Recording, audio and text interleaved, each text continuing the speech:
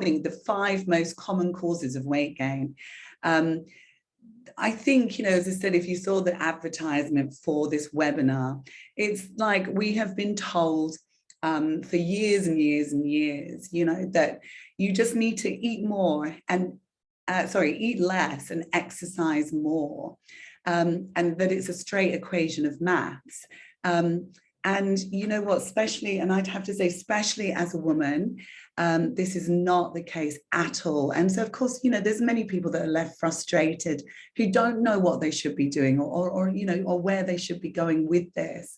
Even people that are really kind of doing their best and eating healthily, exercising regularly, may still be struggling to lose any weight. So that's actually, such a frustrating battle, because you can't work out to yourself what's actually going on.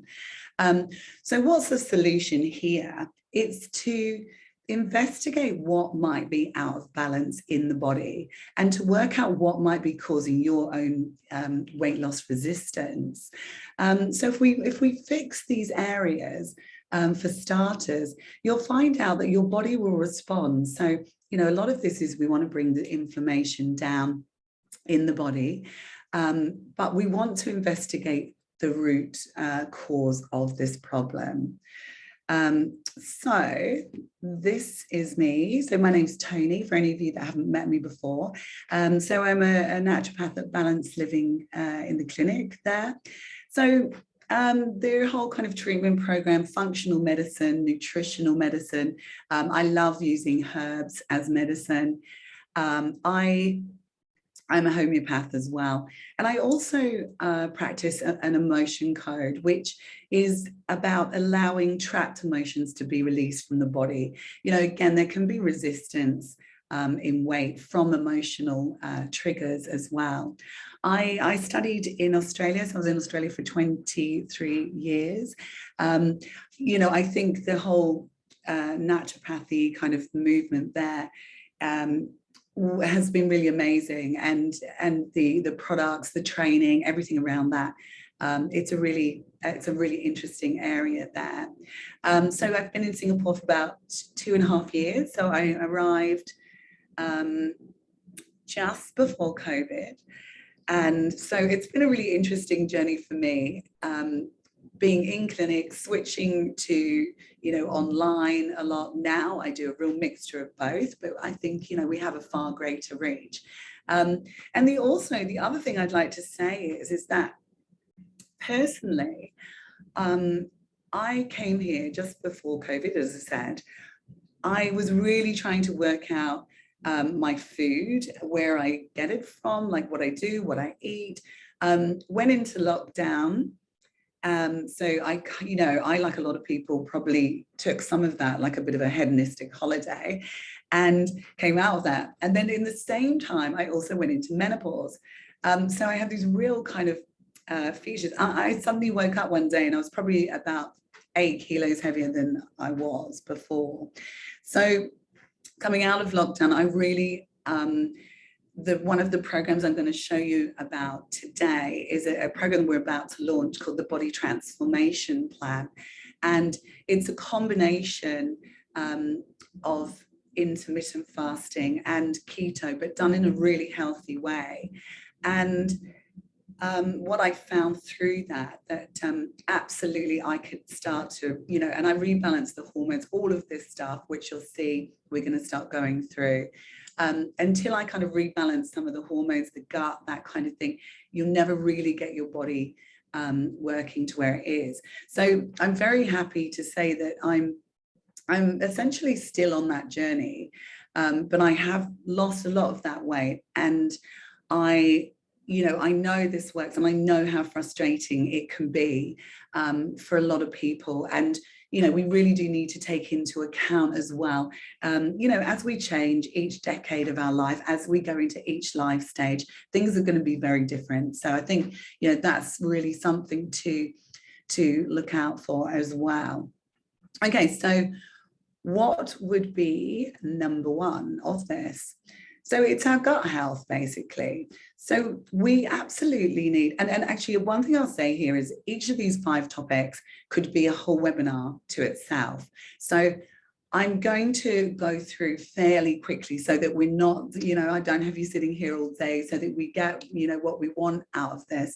But there's obviously a lot of information around all of these topics. But if you relate to these, there's the guidance here. So basically, with our gut health, we absolutely need a diverse and nourished gut microbiome to manage our body weight, and that influences our metabolism. So when we get a chronic imbalance in our gut health, this leads to something called dysbiosis that you may have heard of.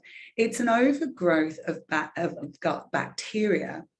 But also when this happens, it leaves the gut not open to opportunistic bacteria, but also, parasites, candida, inflammatory markers. There can be so many things that are going on. And of course, you may have all heard of a condition called leaky gut. And, once our gut is leaking, these bacteria, these opportunistic bacteria, can actually make their way through the gut lining and into the bloodstream, into the immune system. So gut health can very often be a cause of an autoimmune condition. And there's certain bacteria that we would look for in the gut that we would be mindful that they could potentially cause autoimmune conditions. Let me just move this on. So what we're looking at here is mucosal disruption. There can be so many things. Let me tell you, by the time, if you was kind of getting into your 40s and your 50s, we've probably had a lifetime of, maybe a few drinks, maybe some medication. Emotional stress is a huge one for gut health. Potentially any junk food, sugary foods, gluten, dairy, all of these things can cause disruption to the gut mucosa.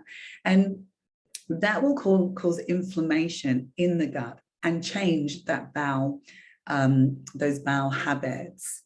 So what we're looking for here is we want to sort of bring down our diet. Let me just move on here. So if you have any signs of toxicity in the gut, you might find that there's some chronic bloating, maybe an IBS picture. And don't forget, irritable bowel syndrome. Basically, I think that gets kind of pushed off a lot. Oh, you've just got irritable bowel. But think about what it is. It's the bowel that's irritated, and something is causing that. If there's any of that sort of constipation, diarrhea, if there's any bowel changes, I always urge people to really keep a close eye on your stool, as kind of funny as that sounds. And I'm always amazed by how many people don't or have no idea. But actually, it's going to be a real indicator of any gut and bowel changes. You might find there's headaches, brain fog, a lot of allergies, food intolerances, like when you start getting food sensitivities, it means that the gut isn't happy. And a lot of that sinus stuff and runny nose will all come out from food sensitivities. So if the gut is inflamed, you're going to find that you will start becoming sensitive to lots of food. And that continues on until you feel like I'm sensitive to everything. And it's not always, there may be some food sensitivities there, but it's not always the food. It means that your gut is inflamed here. Let me just have a look. Now, let me just jump on and have a look at your questions before. Hi, Jodie. Yeah, gut health is so important. Sorry, I have to go to a meeting. That's fine. We'll put it onto the site. Nicole, I'll come back to your question of SIBO, because it kind of does go into a much greater. So SIBO is where this gut bacteria will travel into the small intestine. So if your gut microbiome starts to become imbalanced, but that gut then travels up, the bacteria travels up into the small intestine, you will get those symptoms of SIBO. Can you lose weight on a low FODMAP diet? Look, I guess it's a little bit more than that. And I'll come back to all of that with what you can do. I mean, definitely when you take out the kind of inflammatory foods and the sensitive foods, you'll see your body respond to that. So you will naturally lose weight from that. But there can be lots of different ways to do that. So just looking overall as a gut protocol, if you are experiencing any of those gut symptoms and you've had them for a while and they don't seem to be going away, definitely look at doing a GI map stool test. And if you want to check for leaky gut, add in the zonulin component of that test. Now, all of these tests we do in clinic. They're kits that you would do at home. The GI map is great because it's a one-day stool collection. So it's very easy to do. You would collect different parts of the stool so that, we could test to see what's going on in that stool. And any inflammatory markers, any parasites, candida, worms, any past food poisonings, all of that kind of stuff is included in that test. So as I said, if you feel like you've had gut issues for a while and you've been taking things and it's just not really resolving it, I would highly recommend doing that. So look at also eating a low inflammatory diet. This means eliminating some of the things that will cause an inflammatory reaction. So heavily foods like gluten, dairy. With the dairy, I'd say it's mostly the cow's milk that causes a problem. I've never seen anybody's food sensitivity test come back where they could tolerate cow's milk. And there's so many other good nut milks on the market now. I don't think anybody really needs that cow's milk. Some people can be really intolerant to cow's milk, but could still take a bit of cheese, comfortably. So it's about finding, what's right for you. And also, the alcohol, caffeine, and often what we'll start with is doing like a 30-day removal of some of these inflammatory foods. And that can be enough for some people to kickstart that weight loss and to get that moving. But sometimes, as I'll show you at the end, we do need a little bit more. If you do sort of have dysbiosis or parasites, we want to really get in some antimicrobial herbs. The reason I like doing the GI Maps tool test is because we can do a much more targeted approach. We can sort of work out exactly what those bacteria are and how we can get rid of those. But some of these kind of antimicrobial herbs, they if you look at how antibiotics would work on the gut, they have around an 80% success rate, and so do a lot of these antimicrobial herbs. So I think for a lot of people going, if you don't want to go into that antibiotic phase where you'll take the antibiotics, but then you'll have to be fixing up your gut after that too. So going down the route of the antimicrobial herbs, they usually sit under practitioner brands because they are quite strong. You need the right doses. But they can be very, very good. Also great if you're traveling. If you're off to one of the countries where, perhaps your gut is going to be a little bit unstable. Sometimes it can be really great to take some antimicrobial herbs with you and an SB probiotic.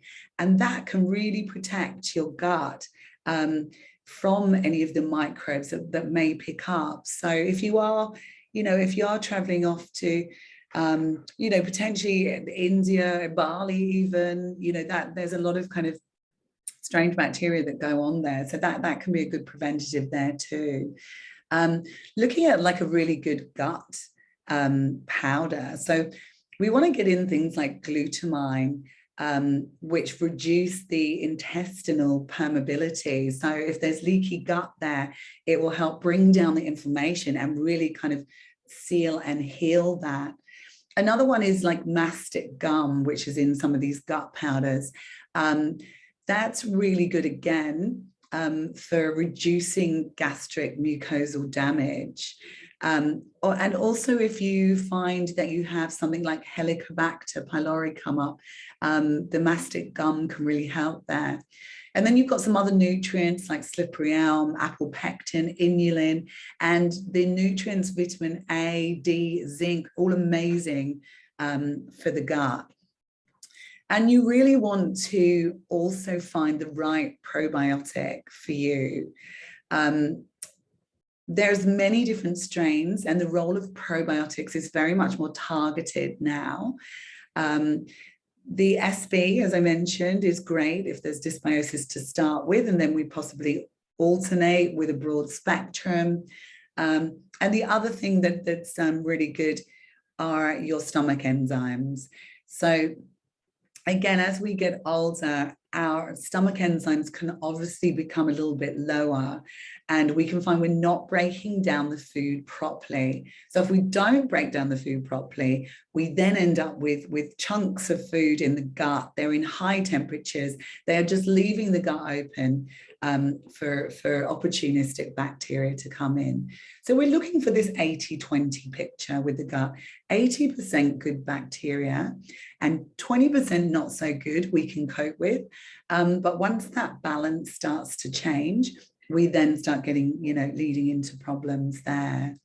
Has anyone got any questions on the gut protocol? As I said, I want to highlight what your gut health is doing as far as your weight. A gut health webinar would be like a whole nother kind of section into itself. So I want to kind of focus on what this is doing and why this may be stopping your weight loss, rather than just going, you know, deep into the gut. But please do ask me if you have any questions there. Okay, so number 2 is high stress. There are so many people that are under high stress, were already under high stress. I've already then dealt with the last couple of years with COVID and just such huge changes in their family life, their work life, you know, maybe not being able to see loved ones. It's been something that I really, really have concentrated on in clinic. And actually it's led me, I could really see with people how it just wasn't enough just to go in and treat somebody in a clinical way, and that most people now are really needing more support. So I've taken myself back to studying. So I'm doing a master's in holistic psychology and meditation and empowerment therapy. And you know what, I'm loving it, but I really, really was drawn towards it because I saw how many people just were really needing this extra support here. So Yvonne, yeah, I observed that whenever I'm highly stressed, I went into binge eating. Is there a way to stop my binge or emotional eating? Yeah, absolutely. It's a huge repercussion of being under stress. And the other thing is what we're trying to do is trigger the reward system in our brain. We're like, you know, I'm under stress, I'm doing this, you know, as I mentioned earlier, when we went into lockdown, you know, we've never done that before. I just totally took it as an opportunity to, you know, to drink as much as I wanted, to eat what I wanted. You know, I was almost like rewarding myself. So that reward center of the brain, we really need to look at. So why does stress make you fat or gain weight? The fight or flight response, which I'm assuming that you all know about, but please jump on and tell me if you don't. It's designed to get us out of danger. So it triggers, we're looking at the hormones cortisol and adrenaline from the adrenal function. And, you know, stress is triggered differently for everybody. What one person may find they absolutely cope with, another person you know, would need much less to get them into that fight or flight mechanism. And, you know, even low-grade stress can really trigger this survival mechanism. Fight or flight, you know, is meant for caveman times when we were running away from danger. But when these hormones create the fight or flight mechanism, it shuts down a lot of the other functions of the body, and one of them would be digestion. So cortisol, it unleashes stored energy from the liver. And if this energy isn't used, it stores as that visceral fat around the middle. So, you know, what we delightfully like to call a muffin top.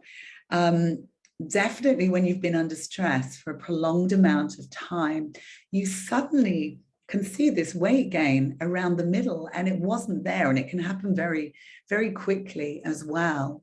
It also decreases muscle mass. So, you know, we all know why men can lose weight really quickly and really easily is because, you know, their body is like 95% muscle mass. And the muscle mass actually increases our metabolism. So if we're stressed, the muscle mass decreases, our metabolism slows down. As we just discussed with the gut, stress will weaken the gut wall and really can be a huge contributor towards leaky gut. And so, of course, Yvonne, as you mentioned as well, the stress causes that emotional overeating and binging.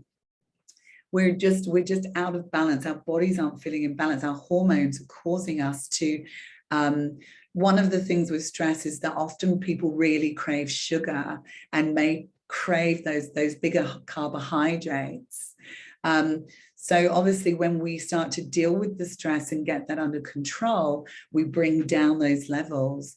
So if you are suffering with adrenal fatigue, if you do feel like you have any of these symptoms, often it can feel like you're burnt out, like that you don't have any more to give, and that you're really kind of feeling a lack of enjoyment in life and mental well-being. I used to work in a thyroid adrenal clinic in Sydney for a long time, so this is an area that I've worked with such a lot, and it's such a big area. And I really do find with women as well, work, children, family life, everything, trying to keep it all together. Prolonged times of that can really lead into adrenal dysfunction or adrenal fatigue. It can also cause like prolonged fatigue, like morning fatigue. But then perhaps the second wind at night, 11 p.m., maybe difficulty getting to sleep, potentially waking around 2 to 3 a.m. as you get a burst of cortisol. It definitely causes blood sugar irregulation. So that's where we start to crave the sugar. And those cravings for sugar are like no cravings you've ever felt before. It's almost like you have to have it. Your body is just crying out for it. There's also digestive disturbances, cardiovascular, the heart rate, changes, the blood pressure changes, and also sex hormone changes. So estrogen, progesterone, DHEA, melatonin, testosterone, changes in those sex hormones. And we will have a look at those in a little bit later. So with stress, I mean, what I advise, like if you feel like you've got some kind of adrenal issue, if you are relating to a lot of those symptoms, really perhaps have a look at doing a Dutch complete test. And what that is, it's a dried urine test. If you have a cycle, you would do it on roughly between days 19 to 22 of the cycle. If you don't and you're in menopause, you can do it anytime. But what this will measure is not only basically all of your sex hormones, but all of your adrenals, so the cortisol hormones as well. And it also looks at something that they call organic acid. So it has a look at some key nutrients in the body. It has a look at your mitochondrial function. And probably one of the most important things with it, it also has a look at your estrogen metabolism. We want to make sure that the estrogen is being metabolized through the right pathways in the liver. So look at doing a Dutch complete test, or the other test that's really good is a saliva test. You take about 4 to 5 samples. What I would say is don't even bother getting your cortisol levels checked on blood. They will never ever show you if there's an issue. I've never seen anybody's out of range unless there was a hugely serious issue. So you really want to have a look at either doing saliva or the dried urine, as is the Dutch tests. So again, very simply, some nutrients to put you on just start with a really good B complex. The B vitamins as a complex, they support our hormones, our stress levels, our neurotransmitters. If there's one thing that you take a good vitamin B complex. And the other one, which is amazing, is magnesium. Again, with magnesium, get the right form of magnesium, take the right dose. We often need doses a lot higher than are generally recognized out there. We need to take the right product, the right dose, the right time. That's how we use supplements. It's no good kind of just buying odd supplements. I'm not sure why I'm taking them, because then you become disheartened and you feel like they don't work. And also vitamin C is amazing for our stress levels in the body. So just that little trio of nutrients for starters starts to support the body. And then, of course, in herbal medicine, I think, herbal medicine has an amazing collection of adaptogenic herbs. So adaptogenic herbs are where they really balance your body, they nourish, they support. We're looking at things like withania, which is probably one of my favorite herbs. It's just such a lovely, nurturing, supportive herb for the adrenals and for the body as a whole. Rhodiola is good for energy production. If our adrenals are sensitive, we're going to feel tired. What you don't want to do is just keep pushing and pushing your body under that stress until you basically get to third stage adrenal fatigue, which is basically a breakdown. We've got things like licorice, Siberian, all the ginsengs are great. They're not hyping us up, they're actually supporting us. And then there's another group. So you may have seen in the past few years that medicinal mushrooms are really paving the way to support the body. And this is, they're amazing in stress, but they've also, they've been supporting COVID treatments. They support autoimmunity. They balance the immune system. They don't kick it up. They don't put it down. Certain cancers are really getting good support from that as well. So the medicinal mushrooms, you'll always hear me talk about a lot. They're things like cordyceps, chaga, shiitake, turkey tail, but we use different ones for them. For different conditions. And we have really amazing herbal compounds in clinic from a US company, and he really produces good quality herbs, but he uses a lot of the medicinal mushrooms in them. So they're really sort of getting a great space in the adrenal space. With stress, I'd say find out any spiritual imbalances. You know, how are you feeling? Those butterflies in your stomach, they're trying to tell you something. They're trying to tell you that something's not right in your world.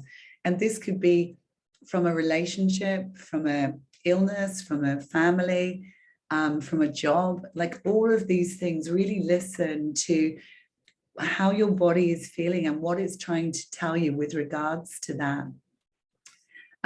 So find a meditation practice. There's so many different types of practice. It's not just, like, oh my God, I shut my mind off, I can't do it.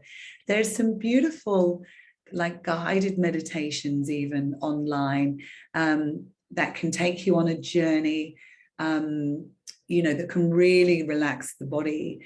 There's also like, full body stress relaxations if you're feeling it in your body.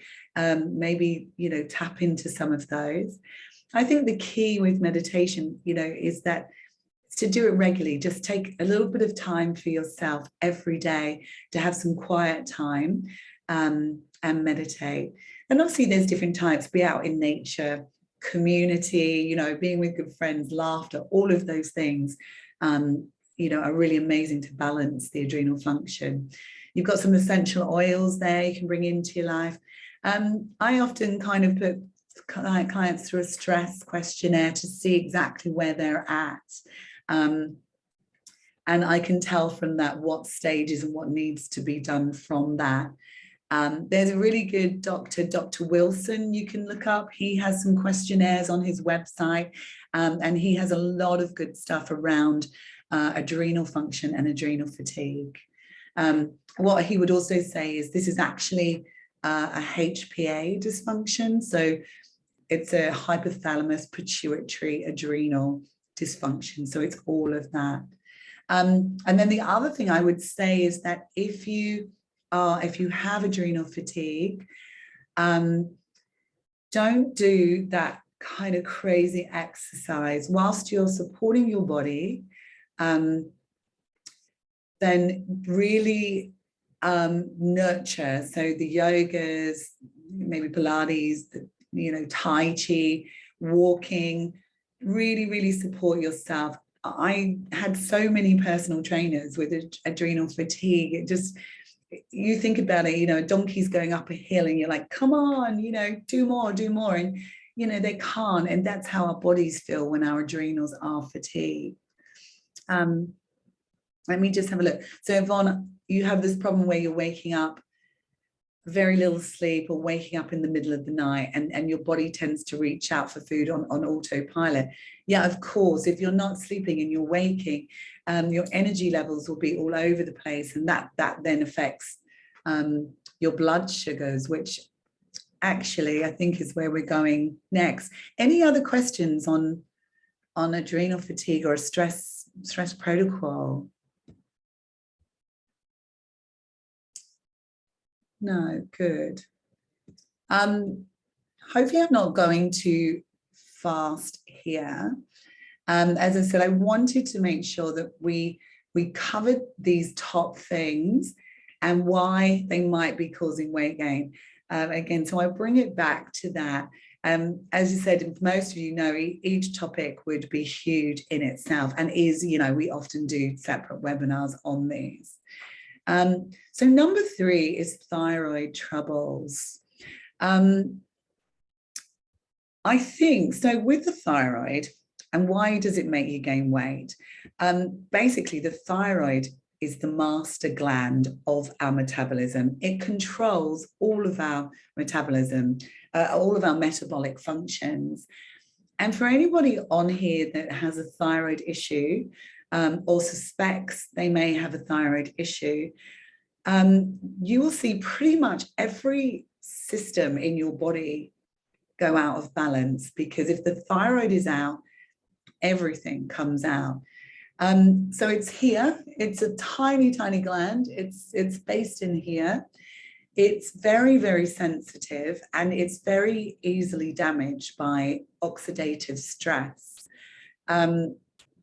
One of the biggest causes of underactive thyroid is Hashimoto's, which is an autoimmune condition.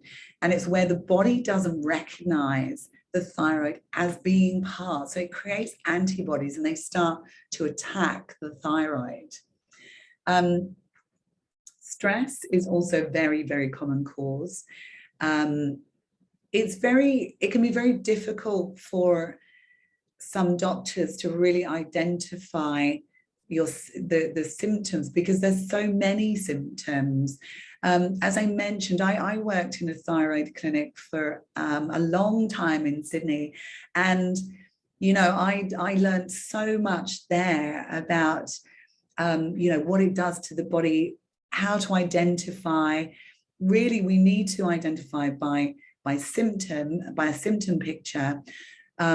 But we also need to know that when we have bloods for the thyroid, those bloods from labs, they're very wide ranges. Most people are just fitting into them. But the truth is, unless we sit in an optimal range for the thyroid, and I'll go through those hormones in a second, even if our thyroid is a little bit out, we're going to have problems. Our metabolism will be slow with that. So really, really important. Let me just check if there's, yeah, Nicole, I'll come back to you, your thing there. So really, really important to get a full blood test done. So very often doctors will only do a TSH. And the TSH, that's released from the pituitary gland. It controls the thyroid hormones. It is not going to tell us anything. We need a full panel. So we need a TSH, the T4. So the TSH is released to stimulate the thyroid to produce T4. T4 is largely inactive, and we need to convert that into T3. So it's the T3 that we need to be really metabolically active to keep our metabolism going. There's another hormone to test, which not many doctors will test here. Some of the functional doctors will test if you ask. A reverse T3, that can be high, and the rest of your thyroid bloods can all be normal. But if your reverse T3 is high, your metabolism has slowed down. There's a big connection to both the adrenals and liver function with that. And we also want to test the thyroid antibodies. So we want to check whether there is Hashimoto's present. What I'd say about Hashimoto's, it can be caused by many things. It's very common for it to be genetic, for it to run down the female side of the family. But as I said, there's many things. There's heavy metals, environmental factors, mold exposure. All of these things can affect and cause Hashimoto's in the body. And then when you've got Hashimoto's, you're dealing with a little bit more. So check your bloods for the hormones, but also check your bloods for your nutritional status. Your vitamin D is really important. Your active B12, your folate is really important. Iron levels are really important here. But what the thyroid actually needs is 5 key nutrients to support that T4 into T3 conversion. So number 1 is iodine. And so many people are deficient in iodine. If you have any goiters or nodules on the thyroid, that's often always due to an iodine deficiency. If you have nodules in your breasts, that too, iodine is one of those really important minerals in support of breast health as well. If you do have Hashimoto's, you do need to be careful with the amount of iodine and be mindful, and probably under a practitioner that knows what they're doing with that iodine if you are going to take it. You just need to be a little bit careful with Hashimoto's. So it's iodine. You also need selenium and zinc, magnesium, vitamin D. Yeah, that's your 5, right? So one thing I'll mention about vitamin D levels, again, on the bloods, where your doctor may say that they're happy with is often not nearly where you need to be to support your thyroid, to support your hormones and your immune function as well. So if you've got any tests there, most doctors would say it's okay around 30 to 50. Where you actually need to be is up around 100 to really get the most. Like vitamin D is responsible for hundreds of different hormonal changes. And I find, you know what I found in Australia and in Singapore, most people here are low because they either stay out of the sun, or they put sunscreen on, or, you know, maybe the liver isn't functioning or gut isn't functioning here to get the right levels up. So yeah, really important to make sure your body is supported with those nutrients. And also, if you do have a thyroid condition, always support your adrenal function as well. Basically, the thyroid goes hand in hand with the adrenals, and one needs to support the other. So stress can also pull out your thyroid function, and thyroid can pull out your adrenal function. And then, of course, you need to support your sex hormones as well. So again, we will look at diet a little bit once I've covered these five key things. But you really need to have a low inflammatory diet with any thyroid condition, especially if you do have Hashimoto's.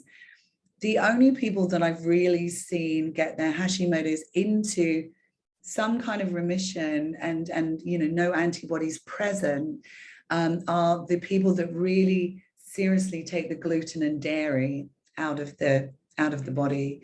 And I know when I say this, it can be really difficult to do that, but it becomes super, super important.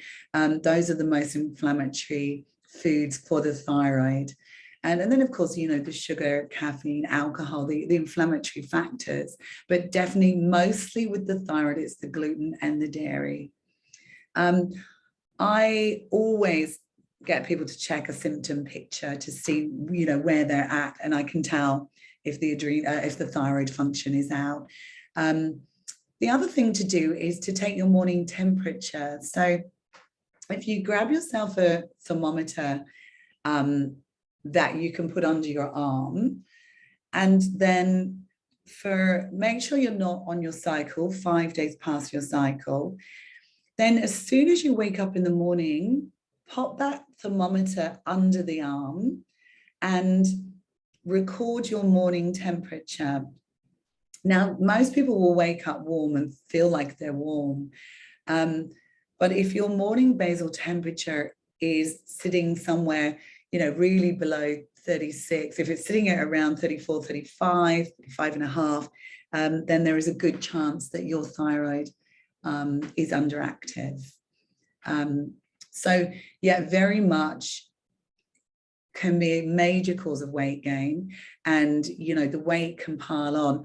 What I'd say is that people feel like often people do need medication for their thyroid, you know, and I work with that because they absolutely need it. But I think sometimes people think, right, you know, I'm going to just get on this medication and lose all the weight. And, you know, medications like thyroxine are really only supporting the T4 levels. So they're not converting that conversion of hormones. You know, if you did have access to some bioidentical thyroid hormones, they can contain both. Again, if the reverse T3 is high and you're struggling to get it down, you can do a slow release T3. There's many different sort of ways to do that, to support it. And also, as I said, gut health, blood sugar health, all of that. Any questions on the thyroid?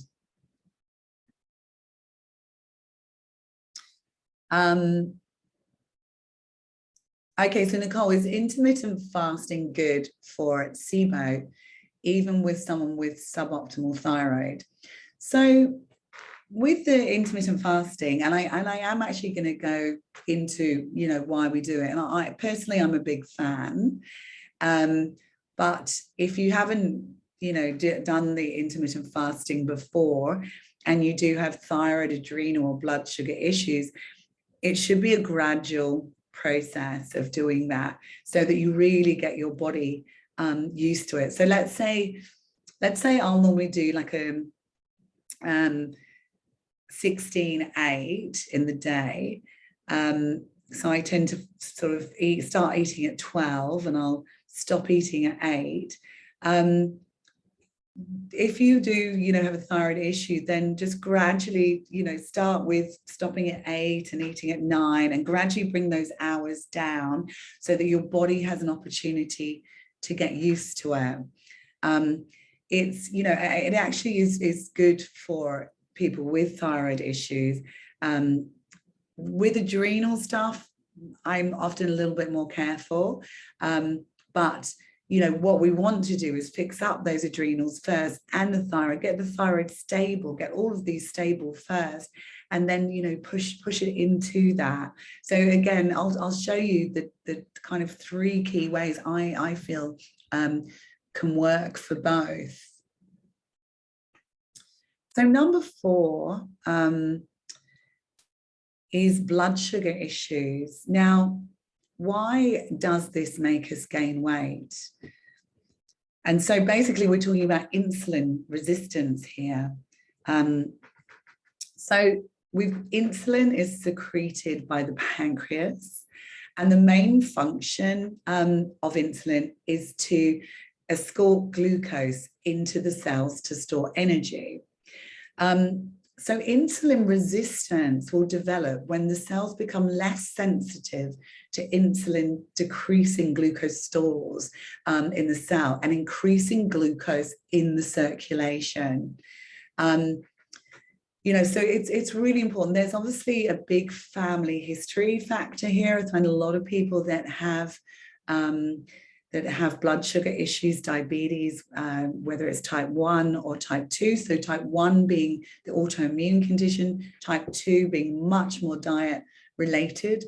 So we often, we would obviously look at these in a really different way of how you're treating them. Symptoms of insulin resistance you might find. So if you're tired straight after eating, if you are getting lots of sugar cravings there, if you've got high cholesterol results that you're not really managing to get down, potentially bloated after eating, hunger after eating, sometimes you can eat and then still hungry straight after.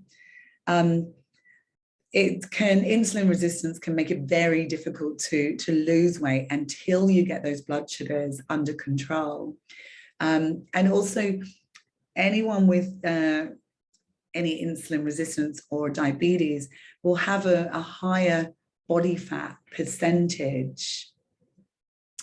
And so what's interesting here is that one of the biggest treatments for it is to actually get yourself into a healthy weight range. So it's a little bit like chicken and egg here, you really need to get your weight into a healthy range in order for the whole insulin resistance to come down. You test in your blood, so you'd have a look at glucose, insulin. HbA1c is a pre-diabetes marker. You may have seen doctors who will routinely test for that. You really still do want a whole picture here of what's the adrenal function doing and what's the body doing as a whole. You're looking at a really low inflammatory diet here again, and low glycemic index. We really need to, again, that will need sort of a lot of looking into. One of the groups, if we have anyone from the Indian community here, I work with a lot of clients who have blood sugar issues, and it can often be certain ways that things are cooked, or the fats and the oils, and it's cultural, and that's what everybody is brought up with, but certain things can then lead on to those conditions. So yeah, we've been working a lot a lot with just, you know, making sure we keep all those lovely spices and flavors in, but maybe just bringing down some of those blood sugar issues. So if you do have blood sugar issues as well, you're looking at a combination of a resistance diet and a cardiovascular diet. That combination of both works really well to really support blood sugars here. If I was looking on the herbal, there's so if you look at one of these herbs, goat's rue, it was actually the initial treatment for blood sugar issues, and metformin was actually derived from goat's rue. So, you know, a lot of these early herbs that were used, medications have been derived from them. So there's really good blood sugar herbs out there. And I would never say I would never say, oh, here's some weight loss herbs, because I don't believe in actual weight loss herbs. But things like coleus, gymnema, they can actually increase the metabolic rate within us. They can help speed up that metabolism whilst balancing the blood sugars. So some of these herbs can be really good. Berberine is a great herb to support any blood sugar issues. And then one of the ginsengs, the American ginseng, is really good. Other supplements, you've got chromium, great blood sugar balancer. Vitamin D, cinnamon. Cinnamon's great. You'll find it in a lot of supplemental products for blood sugars. Vitamin D levels, again, really important. Probiotics to balance the gut, and again, a magnesium. And aloe vera is really nice to support blood sugars and bring that down too. So again, if we were looking at supporting cholesterol levels, we want to bring down the blood sugars, but we also look at omega-3, 6, you know, those really good fatty acids there. And a whole body support around this. Any questions on blood sugars? Okay, so number 5, and if anybody here is kind of going into perimenopause and menopause, you will know that really, even as far as entering your 40s, you may have noticed that your weight started to change.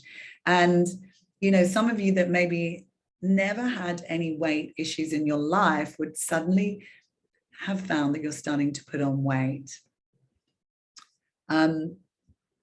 So the menos are perimenopause to menopause. So basically, perimenopause is the sort of 2 to 10 years before we go into menopause, and then it follows 1 year following final menses, and at that 1 year when we've not had a period for 1 year is exactly when we go into menopause, according to the textbook. Of course, there's many things that happen before that, and so natural menopause, you know, is the sort of permanent cessation of menstruating. So we have a loss of ovarian follicular activity. Most women become menopausal around 45 to 60. That's quite a big age group. I'd say it's more around 48 to 52. But early menopause could be prior to age 40. So that also is going to cause a lot of problems. Average ages, Western countries, average age is around 51, 52, around 49 for Asian women, just a couple of years younger. Then, you know, I think a lot of it will probably be around diet, but it's very similar ages.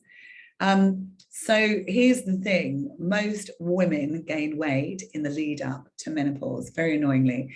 As I mentioned before, as I found out, all of a sudden, my weight just seemed to go out of control. Your levels of estrogen are decreasing, and the body compensates by increasing the conversion of a different type of estrogen that is derived from the fat tissues. It's also said that the sudden drop in estrogen, or even a gradual decline in estrogen, causes the insulin sensitizing hormone to switch off. And so it triggers the body to slow down fat loss. So this is all very well, but it can be obviously, very disturbing when women are already going through a lot of symptoms. So, what we want to look at here is that there's different ways to support perimenopause to menopause. Yeah.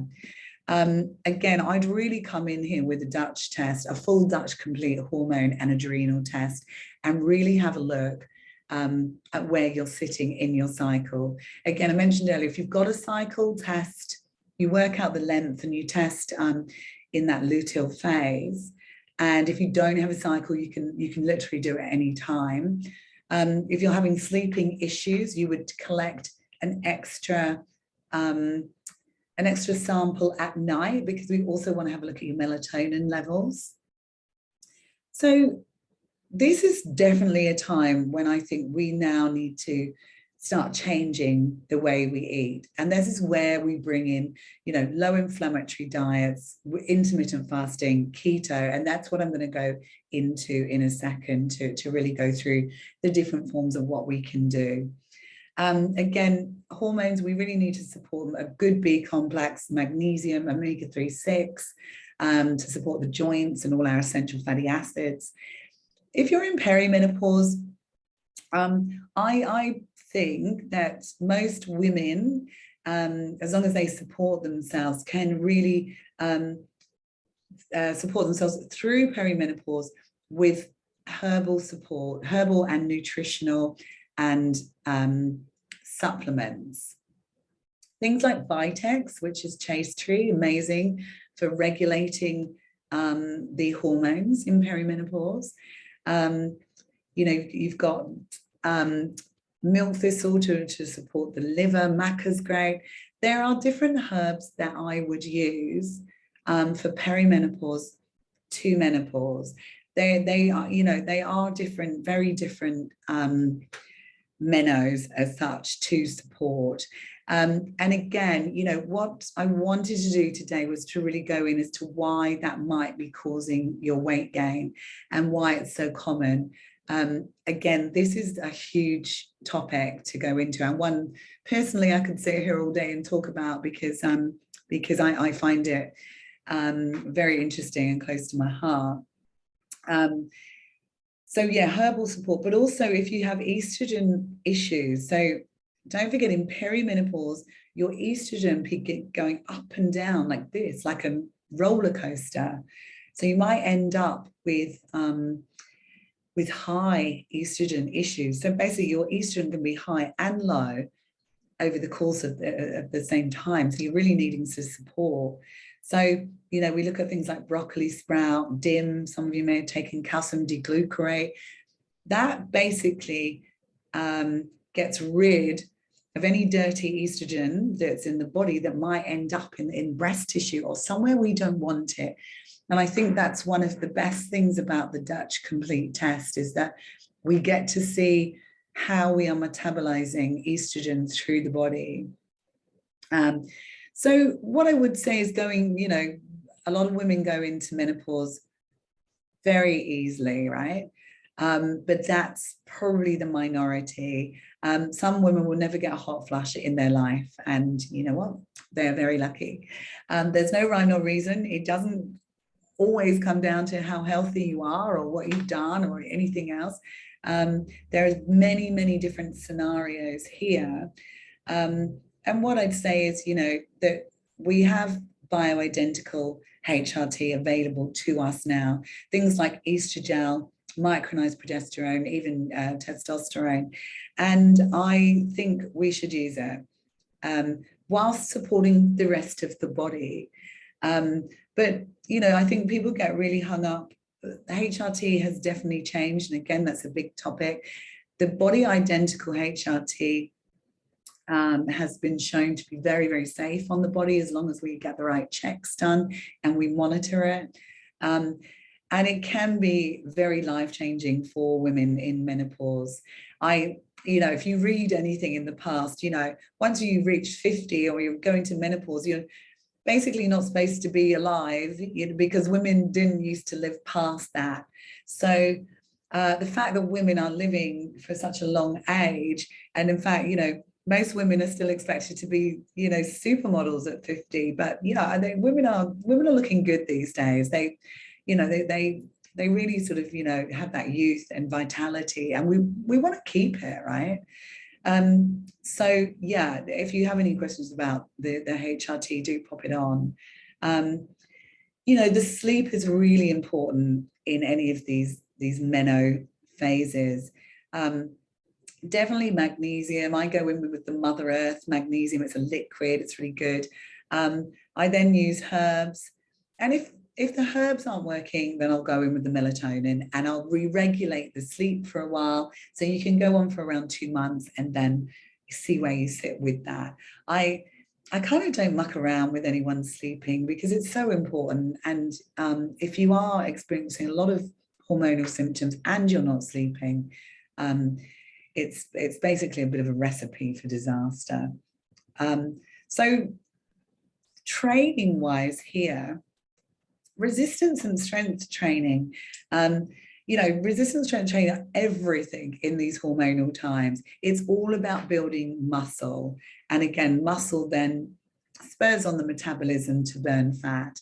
I personally still like doing cardiovascular training. So I do include a lot of that in, but what I became really, really aware of, especially going into menopause and with the bone density, is really kind of concentrating on that weight training and weight bearing exercise. And yoga too is great, weight bearing. So anything that can increase that muscle mass.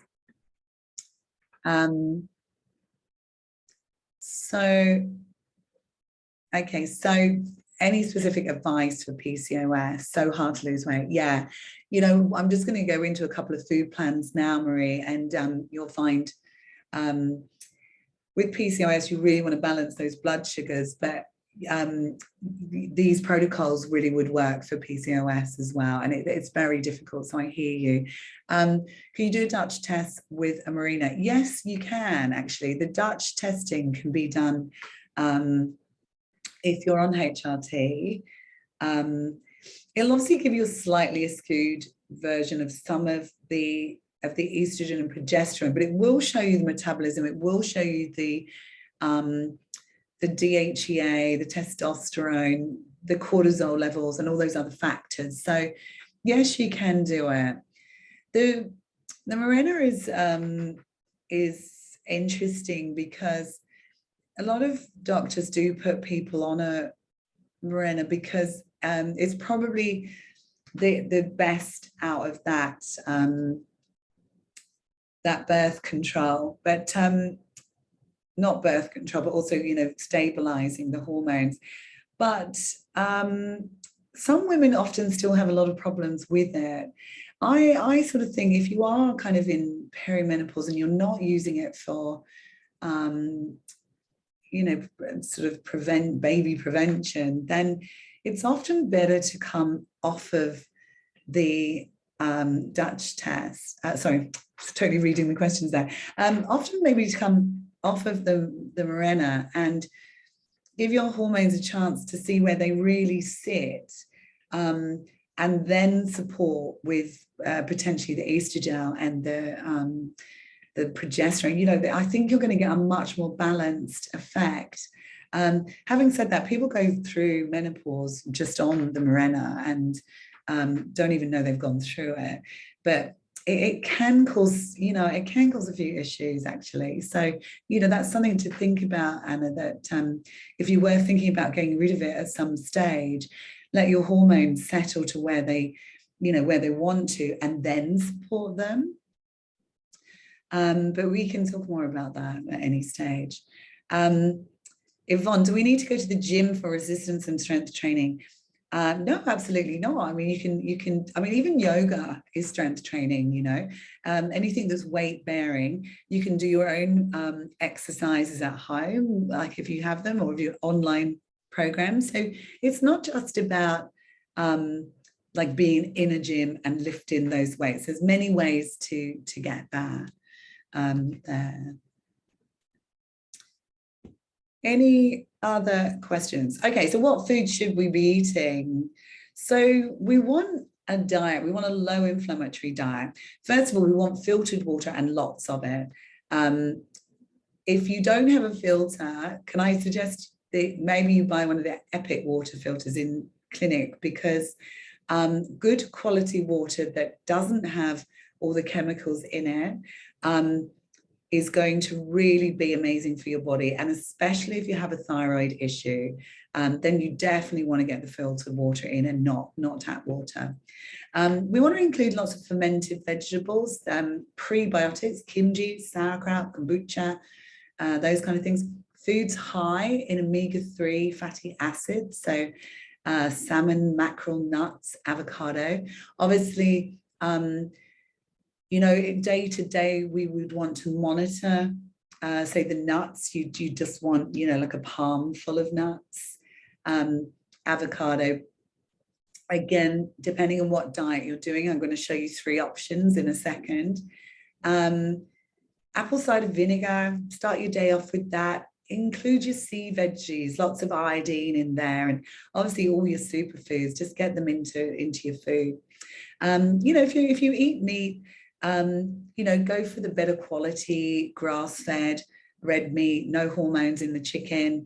We don't want to add any extra hormones or chemicals into the body there. I don't advocate you know, vegetarian or vegan or meat eating diet. I'm really all for what anybody wants to do, and I'll work with that. I personally, interestingly, found that I have included more meat and a little bit more red meat since I've gone into menopause, which is weird because I'm not, you know, essentially bleeding, but my body has wanted that as support. So I go with it. Obviously, all your leafy greens, you know, eat the colors of the rainbow, lots of sprouts, chia seeds, flax seeds. Lots of bone broth is great. If you're not onto the bone broth craze, use that as your snacks. It's, you know, it's great. Good quality oils, so coconut, avocado, olive oil. Get rid of those canola type oils. They cause a lot of problems within the body. And use your carbohydrates as more starchy plants, so sweet potato, yams, you know, those kind of vegetables. Those are a much better form of carbohydrate for the body, and especially, you know, if there's blood sugar issues there. And bring lots of herbs and spices in, plus plenty of Himalayan salt into your diet. The Himalayan salt, again, contains lots of nice minerals, keeps our electrolyte balance going. And yet generally is great also for this climate. Okay, so I'm going to just take you through 3 different approaches of where you can go. So what I'd say about any, I'm really hesitant to say diet plan, food plan. I don't like the word diet. I think, you know, we should be eating for health, life, enjoyment, pleasure, all of these things. You know, diet just has the worst connotation. So what's the best plan? The best plan is like a personalized approach as such, but also getting in and fixing any of those root causes, and then bringing that plan into your everyday life. So the first one is like if somebody, you know, diet hasn't been that good, we're making quite a lot of changes, we can go in with a 30-day reset. And as a few of you on here have also done our Balanced Living Gut Makeover. What that is it's a 30-day plan where we take out the inflammatory foods, so gluten, dairy, sugar, alcohol, and caffeine. And we heal the gut, but we give the body an opportunity to respond to the lowering of inflammation. The minute you take those things out of the body instantly responds in every shape or form once you've got past a few detox. Now, we do it for 30 days because what we want to do is get people on track in that way. But I guess the truth is that, if you're really trying to get to your goal weight, and this is the same with all of these, you need to carry it on a bit longer, but you can start to reintroduce other things. And again, after that 30 days, taking an 80-20 approach to your food plan can be a really good idea. But the idea is to continue on with a lot of these things. So yeah, if there's lots of changes and you've never really done that before, that's a really good place to start. We have those plans, I can take you through those plans. We have, the meal plans, all of that, that, can set you in good stead. We also include a lot of kind of emotional stuff in there and rituals and all of that kind of thing. So that could be a really, really good start. If you have been doing this kind of diet and food plan, but you're needing to push this a little bit further, that's when you bring in the intermittent fasting. So research has shown that intermittent fasting periods, they really hugely burn fat, but they do a lot more than that. When changes occur, with this metabolic switch, it affects the whole body and brain. So it's a lot of research gone on into a longer life, so longevity, a leaner body, and a sharper mind. And again, I bring it in carefully. I personally do this 16-8. Some people like to do it for 2 days a week.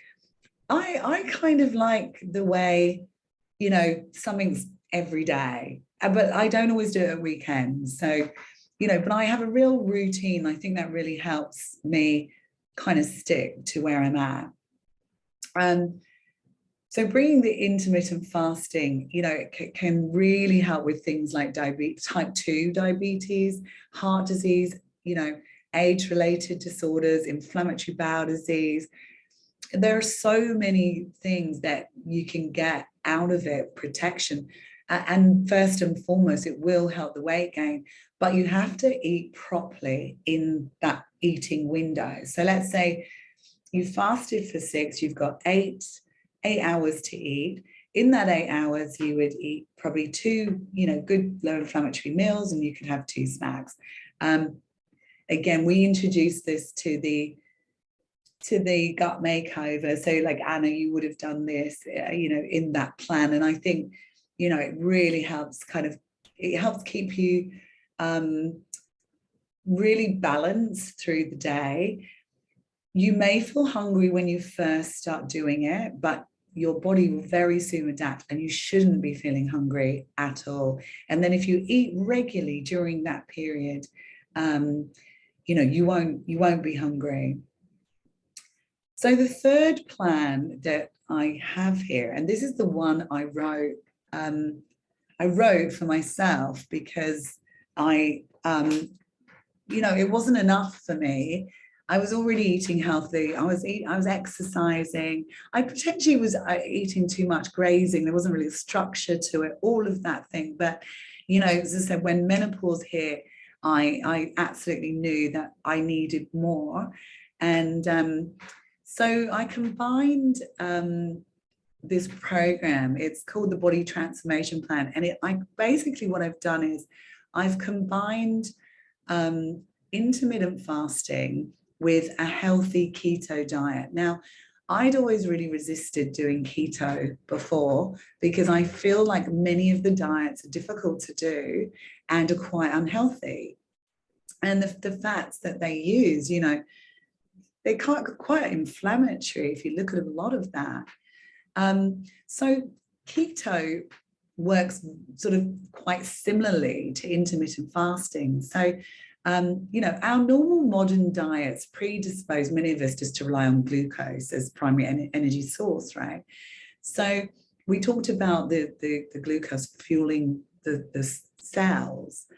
When we no longer consume a diet low in sort of sugars, starches, and high glycemic carbohydrates, we no longer produce enough energy, glucose for energy. So our body finds a second source of energy, which is ketones.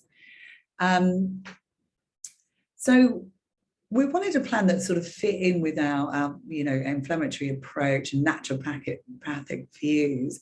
So by combining the two together, we've created a plan that I'll guarantee that you will lose weight in a healthy way and in a balanced way, that you won't feel hungry. And it's about, obviously, so we bring in the fasting, and then we put our bodies into ketosis for the rest of the time that we're not fasting. Now, again, I've developed this to be like a 30-day plan.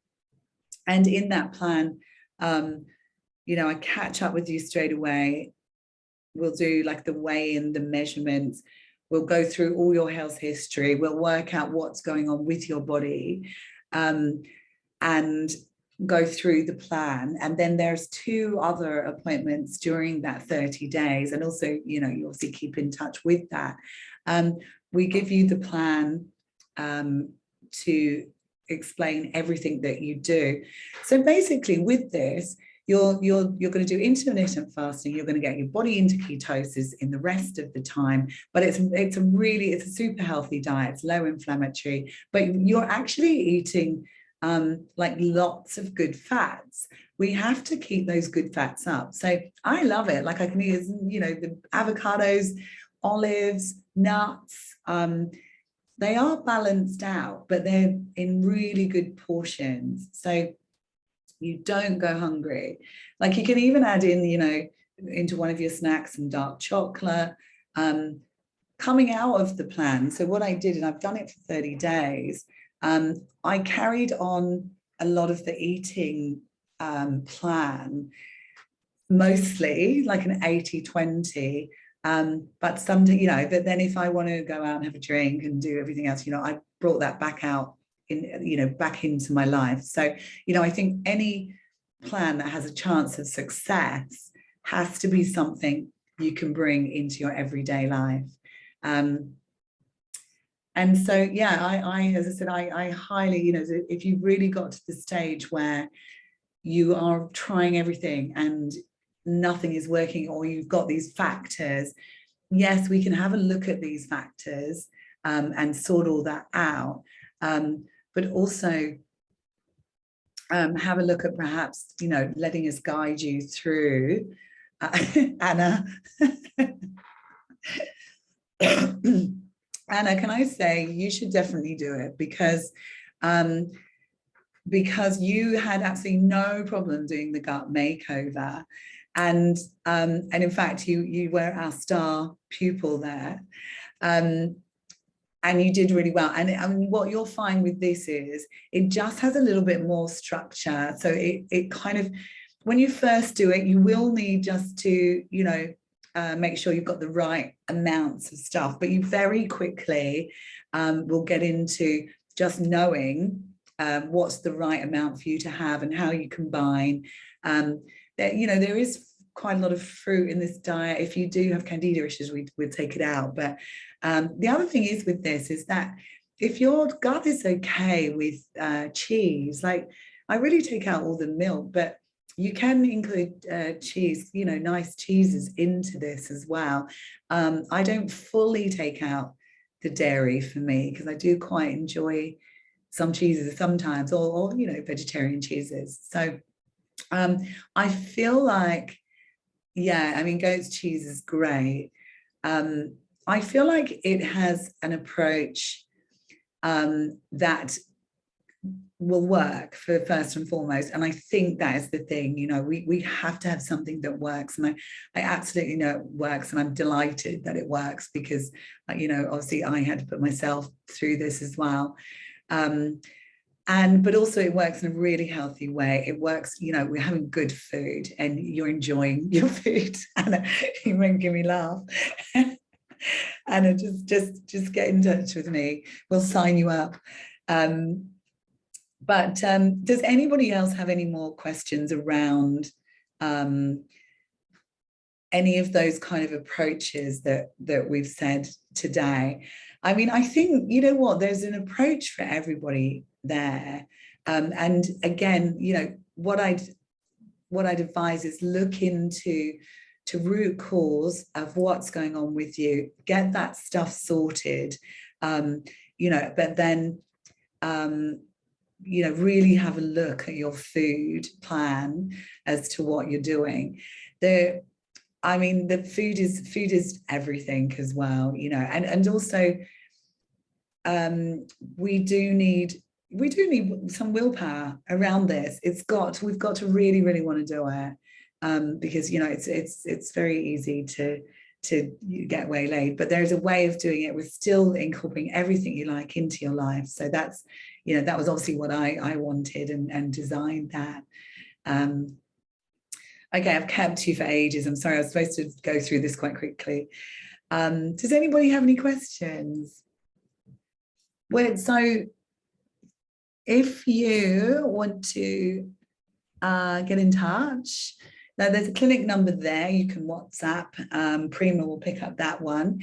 If you want to email me about anything we've talked about today, you can email me at toni@balancelivingasia.com, or clinic@balancelivingasia.com. Anything at all that you want to reach out, if you want to do any testing, if you want to discuss any of what we've talked about a little bit more.